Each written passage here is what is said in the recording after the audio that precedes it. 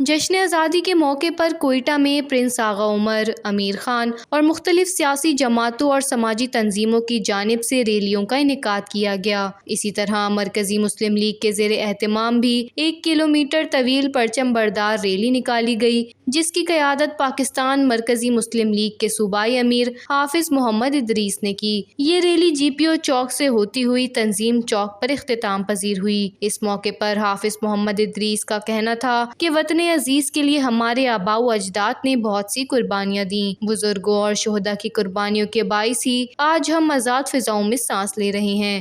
آزادی کا دن ہے 78واں، پورا پاکستانیوں کو مبارکباد دیتے ہیں، اور جو 10 مئی کو پتہ ہماری طرف سے بھارت کو ملا، انشاءاللہ وہ کبھی اس طرح نہیں کرے گا کہ پھر پاکستان کی طرف میلی آنکھ سے دیکھے گا۔ جبکہ پرنس آغا عمر کا کہنا تھا، ہمارے بلوچستانی بھائی بہنیں سب کو جشن آزادی مبارک ہو۔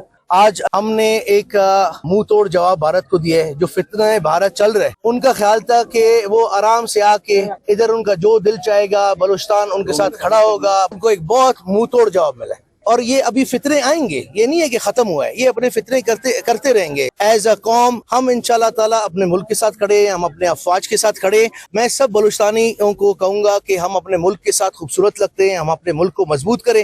ہم نوجوانوں کو یہ بولتے ہیں کہ سوشل میڈیا پہ یہ چیزیں جو دیکھتے ہیں اس کی مخالفت کریں، اپنے ملک کے ساتھ کھڑے۔ ان کا مزید کہنا تھا کہ بلوچستان کی غیور عوام وطن عزیز کے دفاع کے لیے کسی قربانی سے دریغ نہیں کرے گی۔ ریلی سے دیگر سیاسی و سماجی قائدین نے بھی خطاب کرتے ہوئے کہا کہ ہم پاکستانی فوج کے شانہ بشانہ کھڑے ہیں اور ملک کے لیے جان قربان کرنے والوں کو خراج تحسین پیش کرتے ہیں۔